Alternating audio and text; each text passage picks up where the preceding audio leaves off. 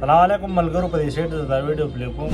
ملګرو په ضلع شانګله پاګوړۍ کې یو بل دلخراش او افسوسناک واقعه مخې ته راغله. یقینا چې په شانګله باندې یو بل بلیک ډے یعنی یو تور ورځ راغلی ده. دغه واقعي ډیټیلز تاسو سره شریکوم.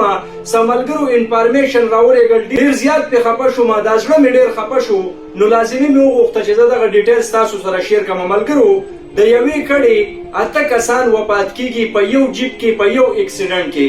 خبره داسې ده چې ضلع شانګله ده پاګوړۍ نومي یو ځای دی چې هغې ته یو کچه روډ ختلی خو د هغه کچه روډ نه چې ته ښکته سینکې نو په سړي باندې هسې سترګې تورېږي نو په دغه روډ باندې جیپان چلیږي په دې کچه روډ باندې. ویلی کېږي داسې د انفارمیشن او د اطلاعات مطابق چې دغه کډې په خپلوانو کې چېرته چا اپریشن کړی او نو دغه کډه چې وه د هغه تپوس تلتله او په دغه یو جیپ کې د یو خاندان د یوې کډې اته کسان ناستو چې په دغه کې 3 ماشومان هم وو زنانه پکې هم وې.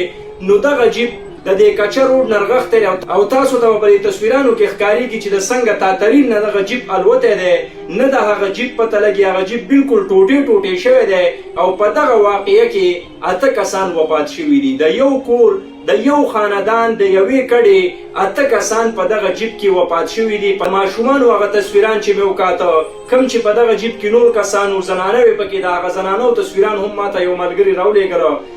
یقین وکړئ چې ډېر زیاتې خفه کړی ما. دا زړه مې جاړي چې داسې قسم واقعې په ضلع شانګله کې مخې ته راځي خو دا صرف او صرف د دې کچو روډونو له لاسه اوس د دې پته دا نه لګي چې د دې جیپ بریک پیل شوی یا بل څه مسله وه خو دغه جیپ د دغه تاترین نه الوتی دی او اته کسان پکې وفات شوي دي. دغه افسوسناکه واقعه په ضلع شانګله پاګوړۍ کې مخې ته راغله. ملګرو چې نوې څومره انفارمیشن راځي ستاسو سره به یې شیر کوو. نوې چې څومره اپډیټ دی د دغه واقعې هغه به ستاسو سره شیر کوو. خو ملګرو چې کوم خبرونه رالیږلي نو په هغې کې دا ویلی کېږي چې اته کسان په دغه واقعه کې وفات شوي دي. ډېر زیات بې خفه یم. الله تعالی دې د دغه وفات شوو خلکو مغفرت نصیب کړي او الله تعالی دې د هغو خاندان له صبر جمیل ورکړي. یقینا چې دا یو ګران کار دی. یقینا چې یو داسې مرګ دی ملګرو چې په دې به غونډه ضلع شانګله جاړي ځکه چې په دغې کې ماشومان هم شامل دي. خو زه د بده مرغه هغه تصویران ستاسو سره شیر کولی نه شم ځکه چې فیسبوک والا بیا داسې تصویران او داسې قسم کانټینټ چې دی هغه فیسبوک نه مني نو په دې وجه ستاسو سره نشو شیر کولی. به هر حال په کمنټ باکس کې به زه تاسو له هغه تصویران در شیر کړم تاسو به یې وګورئ. ډېره مننه او ډېره مهرباني ملګرو چې تاسو په خپل مصروفه ټایم کې دا ویډیو وکړه.